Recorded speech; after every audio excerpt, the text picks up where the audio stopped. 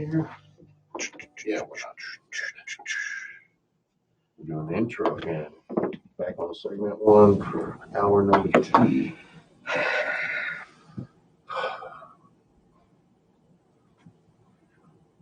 Whenever you're ready. Yep. All right, get going. Okay. Yep. The following program is sponsored by Mr. Texas Real Estate.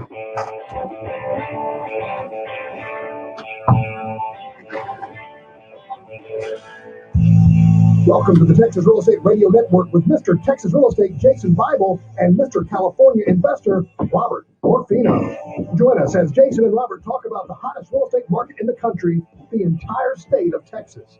Learn why Texas is such a great market to invest in and why it could be strong for years to come.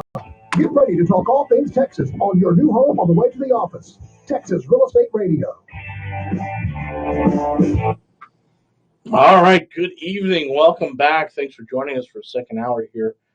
This is Robert with Mr. Texas Real Estate. My partner Jason Bible next to me, and this is the Texas Real Estate Radio Network. And, of course, it's all about real estate, so let's talk about cars. Speaking of which, I just got this email from this wholesaler in Westbury. So let me explain. Nice. Let me explain Westbury for those of you who are not in Houston, or even if you are in Houston, you're new to real estate, kind of like what's going on in that marketplace. It has flooded so many times. Is it flooding today? It's drizzling out. It is drizzling outside. It's drizzling out, so it's flooding. Yeah. There's probably some houses that are flooding in Westbury right now. The challenge there with Lakes of Westbury, which I'm apt to call it from time to time, is that it is within the shadow of the medical center. So it is an amazing place to be.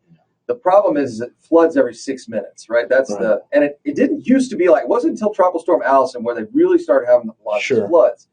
So after Harvey and Imelda was the last storm, which our hotel got flooded down in Surfside. That was Imelda. Oh, yeah. So after those storms, that market has just been absolutely decimated. Gotcha. Like that submarket, nothing is moving, practically nothing. In fact, if you see a lot of the purchases down there, they're buying houses, tearing them down, and building 1.2, 1.3. Well, that's what I was saying. Is the market ready for us to scrape it? Yeah, it is. Now, does it make? Here are the folks. And then you just do garage on the first. Right. Yeah, do garage on the first floor. So here's the folks that are buying a lot of these. So here's what I've been doing. I'm watching this marketplace a lot in the last couple of months, and I'm like, can I grab a single family house of one story over 4,000 square feet for in the high 2s, low 3s? So that's before rehab. And I only wanted ones that were only flooded during Harvey, because if they've not flooded from anything else, with exception to Harvey, it's probably not going to be. There's probably going to be a safe house. So I've looked at a lot of houses over the last couple of weeks in those neighborhoods, in that marketplace, and I look at what's selling and what's not, and it is literally just like land value only. Right. And the folks that are buying those houses are typically part of the Jewish community that's down. There's a big community center down there, and they're down and building, big beautiful houses on top of them. So I just got this one right now from, I'm not going to say who it's from, but it's on Chimney Rock. And they're saying the ARV is 335 to 340. I'm like, there's no way. Yeah, I can't. I put a post up on Facebook not too long ago, and I said, hey, look, who is still buying in Westbury? What's going on? I'm thinking about maybe buying some stuff somewhere around there. Up and down Brays Bayou, north and south Brays Bayou, inside the loop, maybe some outside the loop for Airbnb. And I had this cascade of comments of folks saying things like, Jason, it's a crazy market down here. I was trying to flip. Sounds like you're in love with the house, Jason. Oh, yeah, I'm in love with the house. That was a great comment. Yeah, it sounds like you're in love with the house. I'm like, no, I'm just trying to get some information here. So there were a bunch of investors that are like, I'm holding on to 10 in there. Wow. I did 17. I still have. I think one guy's up to like almost 25. There's a fund we know that's filed for bankruptcy, and we know they have a bunch of houses in there. So it's and Curtis and I did a Facebook Live not too long ago, and I pulled up the statistics of the neighborhood. You're seeing days on market increase, and you're seeing prices decrease, which tells me they've gone through what I call the death cross. Days on market are continuing to increase, and prices are decreasing, but they've not hit a floor yet. So at some point they're going to hit a floor, and it's going to be at that lot 180, value. what do you think? 190? I don't know. It's going to be 180s, 190s, somewhere around there. This one I'm looking at here, they're asking 226, and I can almost guarantee you it's going to need. It is hard to do anything less on a. How many square feet is this thing? It's about 2,000 square feet. It is hard to do a rehab for anything less than $80,000 out there because they need everything. Oh yeah, that 100 grand. Yeah, And it's a high end neighborhood too. It's a higher end neighborhood. They need sub-slab plumbing. They need They need a repipe. It's electrical. A lot of times it's HVAC, and they need a roof. It's like it goes to $80,000 a 2,000 square foot house. Yeah. It's $40 a foot quick. So you get these guys like this wholesaler here who's setting this thing out at 226. I'm in at 80. I'm in at 306, and the ARV's 335, 340. I mean, those numbers don't even make sense. Right. And then it's like, could I rent it? Well, rent is $1,900 to $2,200. I can tell you that's not going to work either. So that's the real challenge. And this one's on Chimney Rock, which is that's a main thoroughfare through that neighborhood. Yeah. So that deal is not even close to being a deal. So what would you pay for something like this? Man, I got to be deep in the hundies. 150. Yeah, maybe finish up 230. If I could be all in at 2 and some change, I might rent it. I wouldn't flip it. I'd rent it. Just so we can watch appreciation go up over the next 3 years. Right. Run out that lease and then clean it up and do it. Yeah, we've got a couple of those. Now, this particular property, it says it didn't flood, which most of the houses there don't flood. The vast majority of them do not flood. The problem is that neighborhood now has the stigma of it's a flood house. And I predicted this 2 years ago. I sent an email out Monday this week where I said, look, even if your house didn't flood and it was an area which is prone to flooding, you're going to have a negative impact on value. Right. So there was all this nonsense. I was reading all these real estate experts who were saying, well, if your house didn't flood and it's in a flood neighborhood, it's going to be worth more. No, it's not. It absolutely is not. And in fact, that negative impact becomes substantially larger the higher the price point of house. Agreed. Because let's be honest, women buy houses. So here you are, you're out with your spouse, and she goes, wait a second, we're relocating to Houston, and this neighborhood floods. I mean, this house didn't flood, but the neighborhood floods, and the spouse says, I don't want any part of that nonsense. Let's go find a neighborhood that doesn't. Right. Because I don't even want my truck getting flooded. Like nobody with real money wants to deal with any of that nonsense. So they're like, we'll just go to we'll go to Ireland. We'll go to West U if we can. It is the conversation starter everywhere. Yes. Oh, where do you live? Up in Cyprus. Did it flood? Nope. No. Neighborhood next to me did. Yeah. Yeah, absolutely. Lakes of Westbury. So this is good Lakes of Westbury. So here's what I can tell you. As an investor, I am watching that market closely. Can you get in there and buy some stuff that you can rent? Make sure you got flood insurance. You're probably going to use it. Hold for 3 years. Is that what you're thinking? Hold for 3 years, and you will probably be selling that for lot value. Like I have friends that still live there. Their houses didn't flood, but a couple of them have gone through renovations. They moved out for 6 months. They got them rehabbed. The houses are beautiful. And they told me, I told them, I said, look, don't be surprised if the next person that buys this is going to tear your house down. They said, oh no, we know that's exactly what's going to happen. Because the people who are still there, whose houses didn't flood, 9 times out of 10, their neighbors are tearing down and then building brand new, doing ground up. So what do you do with properties like that? We just sit there and watch them. Yep. Just watch them. I know if I hold on to that property long enough, the lot value will far exceed whatever I have into it. Massive appreciation just on the dirt. Because we do have, the Texas Medical Center is the largest medical center on the planet. And it doesn't stop growing. It just gets bigger and bigger and bigger and bigger. So it makes sense. That is the purpose of a medical center. That's right. Growing. Keep growing. Medical centers and airports. Yeah. There you go. Keep growing. And of course, traffic is only getting better around here. Yeah. So nobody wants to sit there and, drive in from Katy to the medical center. It takes an hour and a half. You want to be nice and close there in Westbury, and it's 10 minutes to the office, at least to the parking garage. Then you can get into your building. So in any case, we're watching that market closely. We will get to cars here in a minute. I know Rob's about to explode. No, I'm all good. It's Robert and Jason, Mr. Texas Real Estate, Texas Real Estate Radio Network. We'll be back.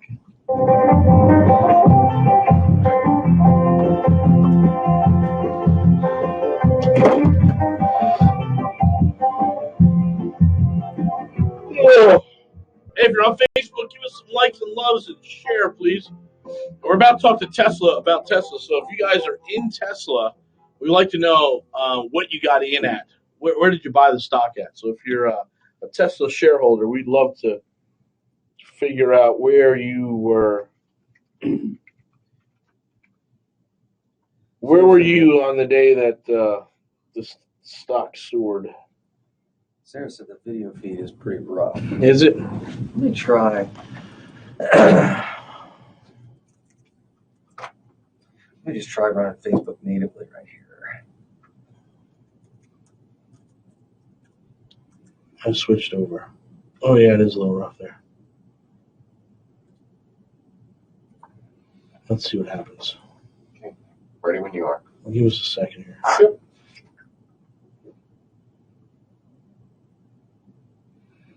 I think it's the internet.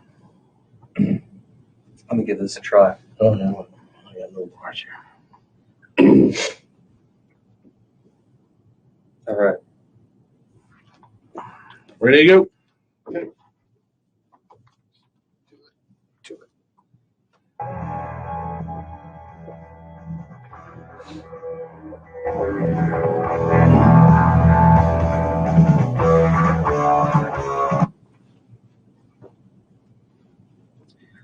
Welcome back, Texas Real Estate Radio Network. Jason Bible, Robert Orfino. Testing some things out in the studio right now. We're actually back in our radio studio at the radio station, so it's a little bit better for us time-wise. And then we had to relocate our studio back over to the Quest Trust building high atop. We are the crown jewel of the Quest Trust building at this point. Yes, So we're back on the third floor up there. You guys, 370 is the suite. So we turned the conference room back into a studio. So until we get some more office space, which we may have an office building under contract here in the next day or so. So we'll see. But in any case, testing a couple of things. The office or the warehouse? No, the office we got to go talk to, right? Yeah, we got to go look at some office space. It's 76,000 square feet. We got to. But I think depending on when we get the next building, I think we go ahead and just take one of the other suites and turn that to a studio. Oh, for sure. Yeah. Yeah. I think we carve off 10,000 square feet for ourselves. Oh no, I meant at our at the warehouse. Office. Yeah. Oh no. No, I'm going to take that office building. I'm going to redo those exterior walls and all glass panels, and just have a studio that overlooks the the street right there. Yeah. Well, that one's under contract allegedly. We'll see. Yeah. Well, I always hear that. It's like, well, it's under contract, and I'm like, okay. Yeah. There's a building we're looking at that allegedly is under contract, and the second floor is all glass, and it overlooks essentially I-10. That's really what it overlooks. Yep. So. We are looking at 76,000 square feet. Be pretty sweet. I think we could lease that thing up within a year. There's a place for a breakfast place in there. Yeah, Rob really wants to open up a breakfast cafe in there. Be perfect. Little cafe. Yeah. Are we going to eat here? I haven't eaten here in forever. We got to go downstairs. Yeah, I didn't eat this morning. I didn't either. But I do have like 25 pizzas hanging around my truck. So we did the event last night. We were wholesaling, 20 properties or so. So we just put an event together at the Sugarland Flying Saucer. And they're like, minimum is 25 people. I'm like, I don't know if we're going to get that many, but okay. Yeah. So we rented out the back room for a couple $100, and Rob had a couple of. I said, hey, how short are we? What's our tab versus what I owe? And they're like, you have about $200. I'm like, pizza, please. Yeah, give me 15 pizzas. I said, give me 15 pizzas. They're like, what kind? I was like, mix them up. Just pick. Just mix them up. We'll spread the wealth. Yeah. Yeah, so our waitress was like, oh, okay. Who are you guys again? When I walked in, she's a new gal. I could tell, I don't think I've met this one before. So I walk in, and she's like, hey, my name's Vanessa or something like that. I'm like, hey, nice to meet you. I am Mr. Texas Real Estate. And all the girls, there were like 4 of them in the back, and they all start giggling. And I'm like, no, really, I am Mr. Texas. They're like, oh my gosh, you're Mr. Texas Real Estate here. Oh my goodness, yes. And we're going to need 60 pizzas at the end of the night. Well, I guess you could start the whole process over with your plate as a Mr. Texas Real Estate plate now. Oh, I can't. Yeah. That's a good idea. Because I've not been so at the Flying Saucer, if you drink 200 beers, yes, they put you in the Ring of Honor high atop the bar there. And they do it with a saucer. It's a plate, obviously. So I've got 2, but the last one I've got was 3-4 years ago. I just haven't kept up with There you go. You have to print out these little things, give them to your waitress and all that. I'd literally be like 5 or 6 plates in at this point, There you go. at least. So, That's yeah, maybe I need to do That's another a lot. one so they can change the name on it. Mr. Texas Real Estate. So I like it. I would have, if you were 5 to 6 plates in, that's how many beers I've had in the last 3 years. Yeah. Literally 5 to 6. Oh Yeah, my that's- God. And I'd be at 10 if I included root beer. Oh, there you go. Yeah, it's always tough. It's like, what kind of beer can I get you? I'm like, not a real beer guy here. Sorry. Sorry. Well, we're talking about disruptors in the marketplace. It was interesting, and certainly you and I had our opinions on what was going to happen after the flood. And I think a lot of people all had their own opinions, and I was basing it on Sandy, and other people were basing it on other things. And it sounds like almost nobody was right. Almost Yes, no to a one certain extent, no one that had any sort of positive message was right. That's true. The guy who said, if you're flooded, you're boned, it's over Yeah, for the next 3 to 5 years, was the guy who's going to be correct. that's right. Yeah. With one exception, houses below the median home price. Yes, that's where we have been focusing for the last 18 months. So the question is, well, Jason, why are the houses below the median home price? Why are they continuing to increase in value even though they've been flooded? Simple. Where is she going to live? Right. If you're looking at houses below the median home price in Houston, which is about $250,000, you don't have a lot of choices. No. Not for areas that have an HOA with a good school. You have no choices. Why do people keep moving back into Bear Creek? Simple. It's great. Right. Beautiful neighborhood. Why do people keep moving into Meyerland? Simple. They got to get into the medical center. Yeah. Now, at that price point, because it's well above the median home price, they can be a little bit more choosy. But the folks below the median home price, under $250,000, you don't have a choice. So we look at this marketplace. We know what our plan is and working on it. And once you start seeing the real data, like we believe there's only at any 30-day period, there's probably only 60 real buyers in this marketplace. Mm-hmm. At our level. And there's some institutional guys out there that we are starting to get introductions to. They're buying a little bit higher. But, when you have those conversations with, with the New Westerns and the We Buy Ugly Houses guys, and how much are you actually selling, and what are you selling retail versus what are you selling to investors? Mm-hmm. It's not a lot. No. It's not a lot. And so this market's still, in my mind, an easy market. Oh, it's really easy. When it comes to buy and hold. Yeah. The flipping is probably dead for the next 18 months here, unless you're a contractor or a real estate agent broker. I just don't see a lot of people buying. You're not plucking flips off MLS. No. Nope. And I don't see any wholesalers bringing real deals. No, I mean this thing's a joke. You got to do your own acquisition strategy, you have to do your own marketing, and then you're going to get into that world. And that has been known to just eat companies alive, right? Yeah. I think the challenge that we've got, although, it's funny, you look at the numbers, and I think it depends on where you're flipping. Yeah. I think you really got to stay below $500,000 right now. I agree. Yep. You really got north. But where is it? I mean, it's where are we finding a house that the wholesaler brings to us at $250 that we put $80,000 in, so that we're at $330 and we can sell at like $450, $475, even $425. Yeah. Where is that? I mean, it is the higher end areas in the burbs. Cypress? Yeah, it's going to be those areas. It's going to be down Seabrook. It's going to be Friendswood, Pearland, Katy.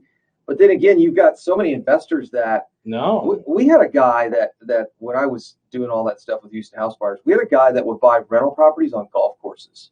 Now, and he's all in at like $250, $300. He's renting them for $2,000, $2,200 a month. And my partner would sit there and argue with this guy, like, this isn't a good deal. It's like, I pay cash, I buy 2 or 3 a year. What do you mean it's not a good deal? I'm like, what are you arguing with this guy for? Right. It's got a couple $1 million in free real estate. What do I sit there and argue with this guy for 20 minutes? I'm like, I got other stuff to do today. You keep going, dude. There's no reason we should be lecturing you on anything. So there are a lot of those guys out there. Yes. A lot of them out there. Yes. That only buy 1 or 2. So then you get a deal like this Meyerland deal. Or Westbury, if I was already in Westbury renting those properties, would I buy that for say 200? 20% less. Yeah, 200, 170, 180. Bring my own crew in. Maybe my rehab's a little cheaper because it's a rent ready. Yeah, of course. And I already own 10 there. I mean, so I think there's a lot of that. There's this weird area where landlords are getting pushed up in price point if they've been landlords for more than 5 years, but they don't want to leave those areas they know really well. When we come back, we're going to talk about the real numbers. It's really important. And I think too many folks get fixated on your cash on cash. Yes. This is Robert and Jason. We're part of Mr. Texas Real Estate. And this is the Texas Real Estate Radio Network. I think if the play is to hold it for 5 years, then, you're going to have to understand that 9% cash on cash is a good deal. Yeah, at the 7% appreciation and squeezing a little depreciation out of it, and picking up a little 2% depreciation, 7% appreciation, and 9% cash on cash is an 18% cash on cash deal. These guys are fixated on the 15% cash on cash, right? Oh, it's even higher than that. So let's say you're getting 9% cash on cash on $200,000, right? And you're 7% a year appreciation. Mm-hmm. So you're at let's call $200,000. Yeah, 16% times 0.07. So they made $14,000 in appreciation. Let's say they're $50,000 out of pocket. Right. So you're at $50,000 at 0.09. So you made $4,500 there. Plus you made another $14,000 in appreciation. So add the $14,000 in. That's 40%. You're $18,500 divided by $50,000. Yeah, 40%. it's 37% return. So it's like everybody gets all fixated on, well, if I go up at a higher price point, cash flow. And I'm like, it's important, but at that price point, it's not that important. And I Ready when you are. yeah, just go ahead. Hey, everybody. We're testing that. Let me know how this video feed is working. We're testing a couple of things out. The video is a little janky this morning. That's a technical term. It's a RTV. Let me know what the feed looks like. Hey, welcome back. This is Robert and Jason. We're part of Mr. Texas Real Estate, and this is the Texas Real Estate Radio Network. We do a lot of things. We have some good classes. If you're interested in making this part of your investment strategies by buying rental properties, we have a first Saturday of every month. We have a landlord workshop, and then once a month we do a loan doc workshop, and then we have Real Estate 101 Foundations class. So there's a bunch of events we have that don't cost $7,500. In fact, they're insanely cheap, $17, $27, $97. If you want to check those out, go to our website, mrtxre.com. That's MR as in Mr., TX as in Texas, and RE as in real estate.com, mrtxre.com. So go ahead and check us out there. You'll see our events. It was actually updated, I believe, yesterday, so they should be current. And usually you just buy a ticket on Eventbrite. So we were talking about cash flow. When you start to get into these higher end properties, $200,000, $250,000 house, rents for $1,900, $2,000 a month, your cash on cash will drop to about 8-9%. Yeah. But you're still going to be appreciating 7% a year. Right. If you're $50,000 out of pocket on this one deal with 7% a year appreciation, 9% cash on cash return, your real return between annual appreciation and cash flow is 37%. Yeah. Because of the leverage you're using. So the only thing that really, look, when you really get down to real estate, where wealth is really made is in appreciation. It's not made in cash flow. It's not made in the tax benefits. It's not made in the mortgage pay down. It's made in appreciation. Always. This includes commercial. All the real wealth is made in appreciation. Always. No ifs, ands, or buts. It's always in appreciation. Right. And then when you get beyond the 1 to 4 units, there's a lot of different ways to measure that. Correct. So in 1 to 4 units, it's, hey, what did the house next door sell for? Right. What's the appraiser saying? Now this is what mine should sell for. As opposed to in commercial, where it's how much free cash, right, aka profit or net operating income. That's the commercial jargon, if you will. Net op. You want to sound cool. Draw the peace sign. Net up, bro. What's the NOI, bro? How many bips? How many bips? Oh my gosh! I get around the finance guys. They're like, how many bips on that one, bro? All the finance bros, like a couple finance guys I follow on Twitter. It's like all the finance bros are all. I can see them with the, they got the shirt on with the slacks. Fits just right. Yeah, they got the little loafers going. Great. Yeah, absolutely. Talking on the phone. They got the ugly, stupid socks. No, hey, bro, how many bips, bro? They're awesome. Yeah, we're gonna totally crush some beers at UFC tonight. I'm sure they drink themselves to sleep every night. You sure they're what? They drink themselves to sleep every night. It's that whole group. Yeah, bro. All right, so let's go back to this. So ROI. I see that guy pull up. I'm like, I'm pretty sure I can find a pint of vodka in this car right now. I see that guy. I'm like, there's booze in this car right now. I'm almost certain there is. You know what I'm saying? It's the starter pack. Commercial real estate. Commercial real estate broker. Guy, yeah. Broker, it's the starter pack. Yeah. It's usually like a BMW 3, right? Because that's if he's not doing so good. Yeah. So right. Yeah. There's a golf bag somewhere in there. There's totally a golf bag in there. There's loose golf balls bouncing around the trunk. No, you know what it is? It's the old Crown Royal bag they use for the golf balls. There you go. Tied up in the bag, sloshing around in the trunk. Absolutely. Yeah. Man, we are not making any friends today. Not at all. Please send us your deals. Please send me what you got. Let's get you out of that 3 Series. I was at an event and somebody lost keys in Mercedes, and they're like, whose keys do they get on like a microphone? Whose keys are these?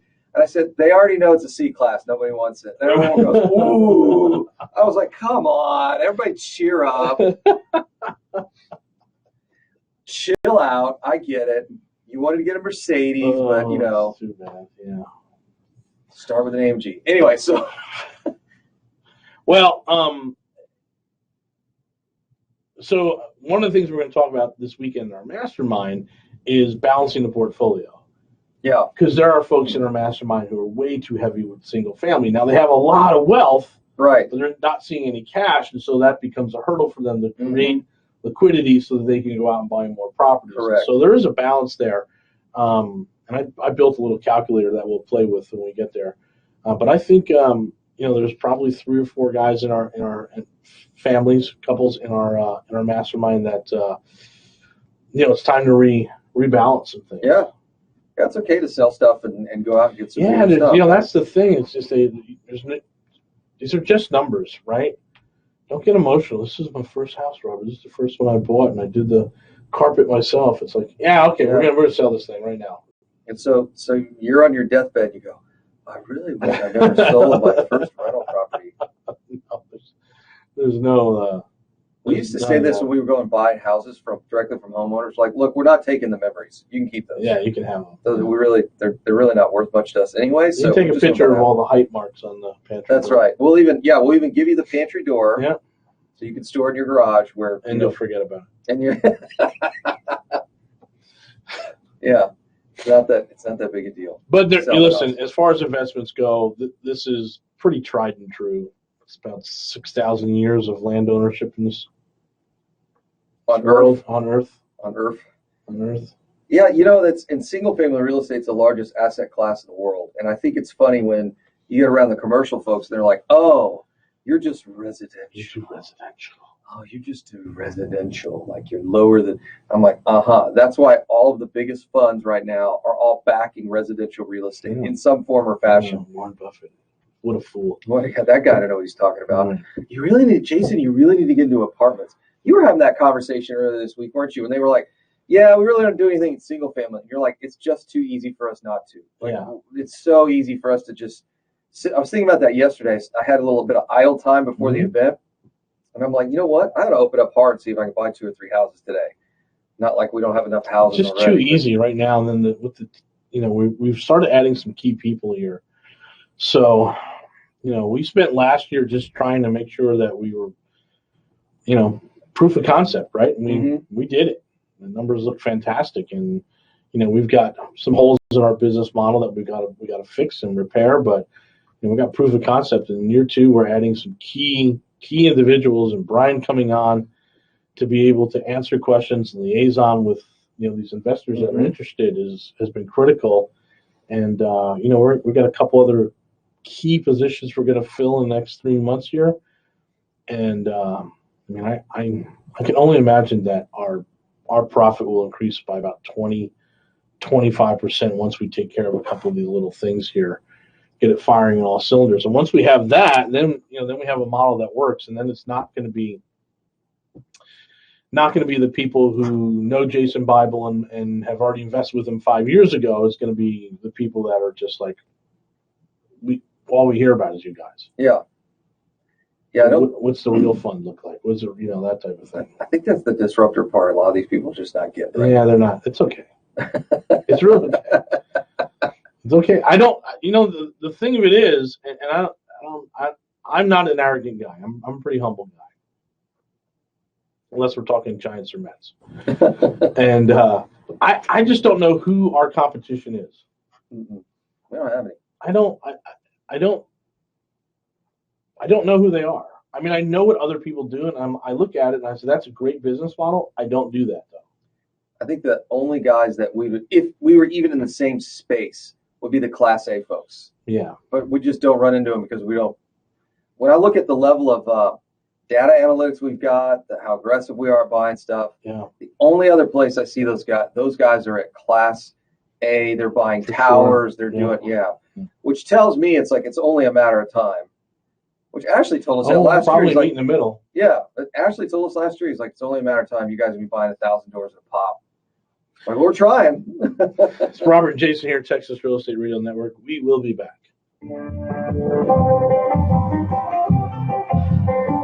So the audio is good, but the video is grainy. Do what? The audio is good, but the video is grainy. Is that what they're saying? That's what they are saying. The peeps. We didn't offend any commercial guys. You know why? Because they're not listening. They're not. None of them are up yet. Oh, they're not up yet. That's right. They're not up yet. Well, except for Sean. He's got kids. It's going to be tonight. He's got kids. Oh yeah. Well, they'll already be checked out. Oh yeah, they'll be way. Oh, that's great, Camille.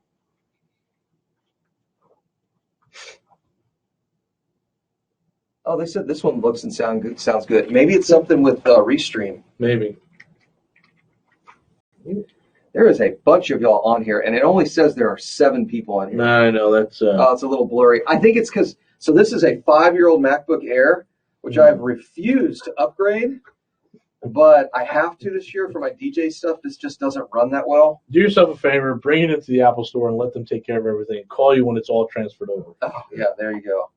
Well, but the new MacBook Air came out last year, but there's a newer chipset that they believe Apple's going to start using you know how they update them every 12, 18 months? Same thing, I'm waiting for the new batteries before I buy them on. Right, so I'm not going to spend $1,800 on a MacBook Air that has everything in it but I will tell you this computer has been absolutely amazing. Literally the best computer I've ever owned. It's incredible. Ready? Yeah, ready. Okay. Last segment. Great.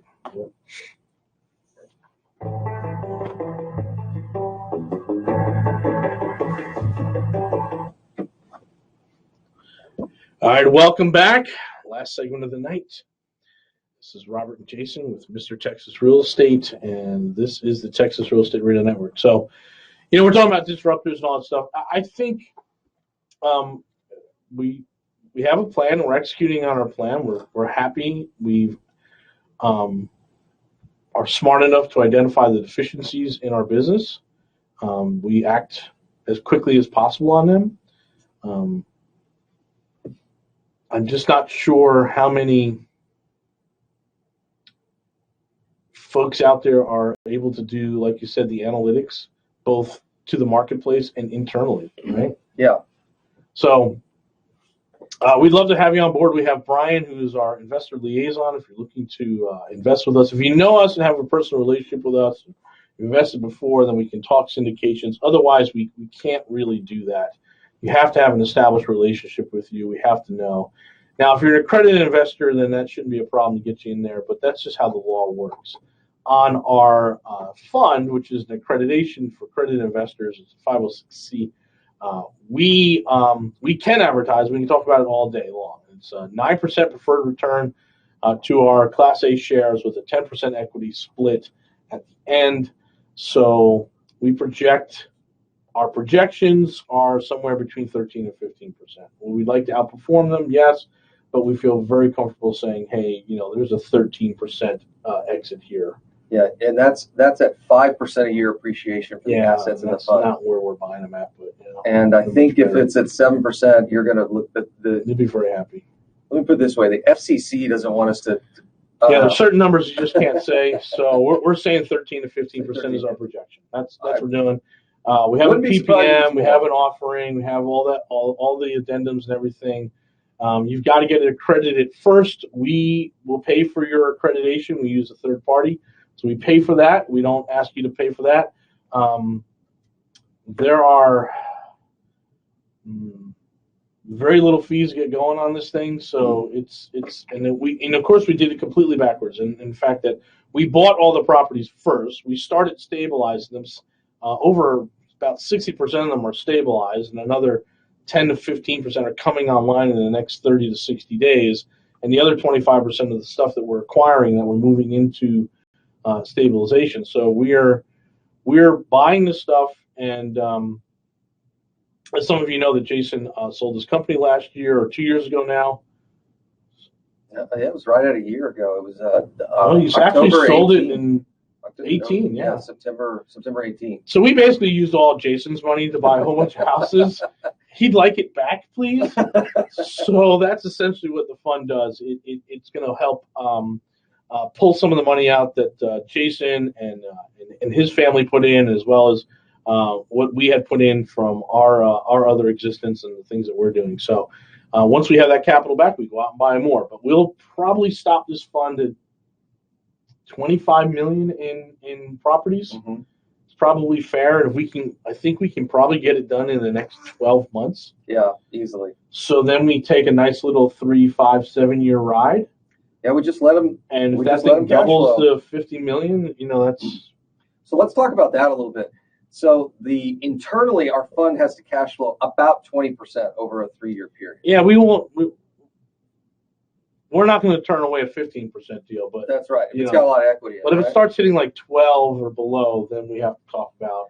So does this make sense? We dispose of property once the cash flow is such that it's just not cash flowing as much. Now, most people say, well, because it's an underperforming asset. No, that's not typically what happens. Market moved. The market has increased so much that taxes, insurance, HOA eat away at the cash flow because leases are not keeping pace with values. Yep. So you get so much equity in these things. You go, look, got to sell it. So a lot of our little stuff in Bear Creek, those are $200,000 houses now. They rent for $1,350 a month. You're into them for $100, $110. We got to sell them. They've literally doubled in value since we bought it less than 3 years ago. Need to sell them, disperse the equity, and go and buy some more. Yep. That's how it works. But once we get this thing popped at around $25 million, we can move on. Yep. That thing will be a monster. We'll keep doing commercial and all that stuff. So. Well, and I think I haven't looked, but I think in our Airbnb, the stuff that you and I own along with some JV, that's the only place we did JV was with Airbnb. We might have one more coming up. I don't know. I think we can get through it. I think we're at $2.4 million in assets there. Oh, just an Airbnb? Just an Airbnb. That sounds about right. And if they were rentals, they wouldn't work. Oh, there's no way. They're too high end. Now, I did a whole video this Saturday. The 3 worst words in Airbnb short-term rentals are November, January, February. So, but we're actually having a pretty good February. Yeah. And the stuff we are getting, a lot of the Surfside stuff pre-booked. Like we don't have much space left in March. Really? Yeah, March is filling up pretty quickly. And someone grabbed Easter week already at the nice one, Raiseway. Oh, cool. Okay. Yeah.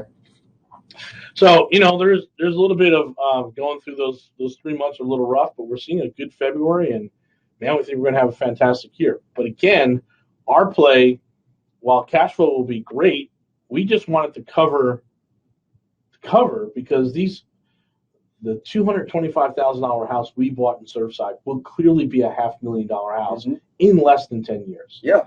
Less than 10 years. They are already building 4,000 or 5,000 square foot beachfront houses and putting $1 million price tag on them. Right? It is happening right now.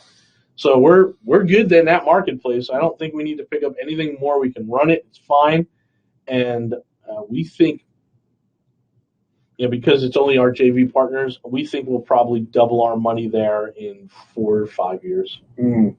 I like it. Yeah, that's a great play down there. And then we'd have the syndication for our apartments, syndication for the warehouse, and maybe a syndication for a office space. And we're going to do JV on the RV park. Oh yeah, that's right. Yeah. Yeah, if that paperwork ever comes in. Let me send a text right now for Yeah. the RV park. So that's all we have going, and we're very aggressive in year one, and it's like the truth, like, hey, how'd you guys do it? How'd you guys do it?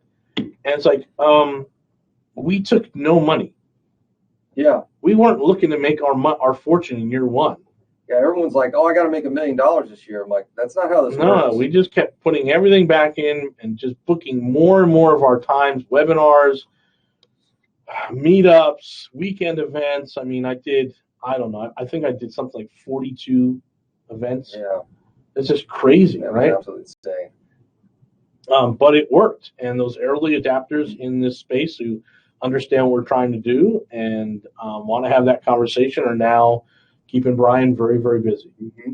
Very, very busy. I think you got something like 28 responses off of one email. Yeah. And of the 28, like 22 are accredited investors. Yeah. I got 3 more guys this morning, so I'm going to send over to them. So that's our plan, is just to work with investors and build out these portfolios and build out the funds and then watch. Mm-hmm. Right? I mean, it'll be exciting when our 50 million becomes 100 million, right? And our 100 million becomes 200 million. So that's the stuff we're working on, guys. If you're interested in any of that, text us at 281-401-9008. You can text us fund, you can text mastermind, whatever you want to do. You want to work with us, you want to invest with us, you want to just learn from us. We certainly are open.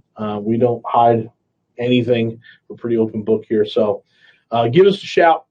Text us at 281-401-9008 or check out our website, mrtxre.com. That's MR as in Mr., TX as in Texas, and RE as in real estate, mrtxre.com. We'll be back.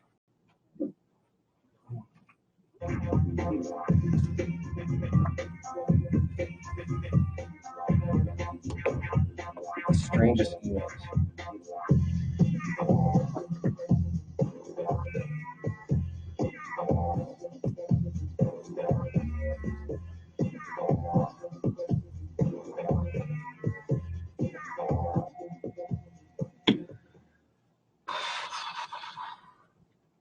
We're going to do a 5-minute exit here. Okay.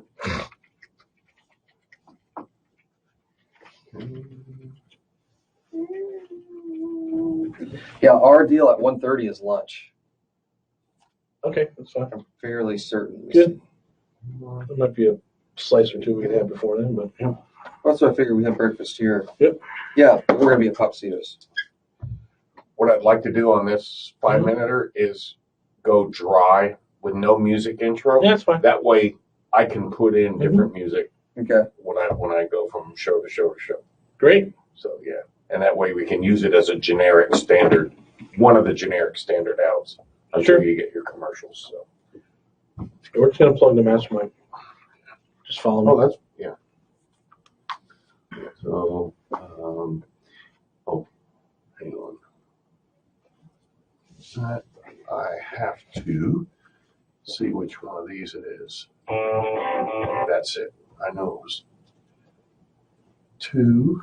Just needed to hear that. So that'll be the outro. So, let's see. We're good. So, whenever you're ready, go. So, Jason, I got a text last night. Uh-oh. And it said, "Hey, I'm looking at retirement pretty soon here. I have some capital. I have good credit. I still have my job. What would you recommend?" And my first response was, "Don't quit your job." Yeah, don't quit. Everyone wants to run and quit their job Yeah, the day they're a real estate investor. that is not what we promote or we even suggest. Keep that job, because we've learned that getting this long-term financing for properties is really dependent on a W-2 income. Now, you can have 1099, you can have K-1s, but that underwriter, that loan committee, they're really interested in seeing you have a stable work history. Yes. So for those folks that are doing that, that person becomes an excellent person to join our mastermind.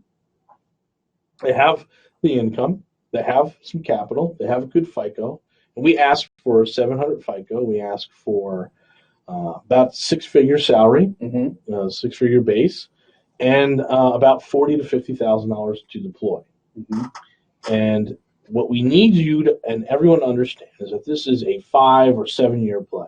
Correct. I'll tell you the saddest thing I see, Jason, is I'll get a woman coming up to me, and she's clearly in her 60s, and she's saying, "Hey, I've got $150,000 in a retirement account. I really need to make some money." And I'm like, "What's some money?" Yeah, what does that mean? Right? And after talking to them, it's like, "Hey, I live in the Galleria. I want to be able to stay in the Galleria." And you only live in the Galleria because you work for this company and you made a lot of income, and there's no savings there. I feel heartbroken when I have that conversation, because the reality is it's going to be, "Hey, neighbor, welcome to Cyprus." Yeah. Right? That's what it's going to be. Yeah. How do I turn $150,000 in cash to $250,000 a year, passive income in a year? And it's like, that's not really how this works. So, right. And we see that as much as we see the folks that are ready to do some serious investing. So don't let that be you. It's pretty, end of life can be pretty scary once you realize you don't have the resources. So we offer a mastermind to work with folks who want to come in and want to start building out their portfolio. We show you how to get $1 million in equity in a 5 to 7 year period. We show you how to increase your cash flow, pick that lifestyle that you want, and work towards it. And as long as you have that good FICO, you have six-figure income and a W-2, and you have 40 to 50,000 to deploy, then we can work with you. It's very hard to work with desperation. Right. Yeah. I've got this goal. When do I need it done now? It's like that's not going to work. Right. So don't let it get to that point, folks. If you're interested in real estate and think that's going to be a good place for us to land once we retire, then go ahead and give us a text at 281-401-9008, or go to the mrtxre.com website, click on Mastermind. All the information is going to be there. And we'll tell you straight up, it's $7,500. There's no hidden fees. That's year 1. Year 2 is $5,000. Year 3 is $2,500. Thereafter is free. But you can go to the website, fill out the form, or you can text us, and we can start having a conversation to see if this is going to be a good fit for you.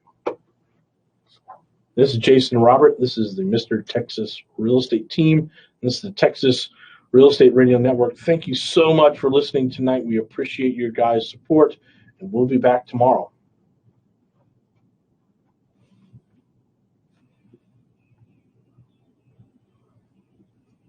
A little short, Well, but I'll fix it. Okay. Yeah. I'll fix it. Just gets real slow. I'm just telling you. Good? Our mics are still on. It's okay. Are we good?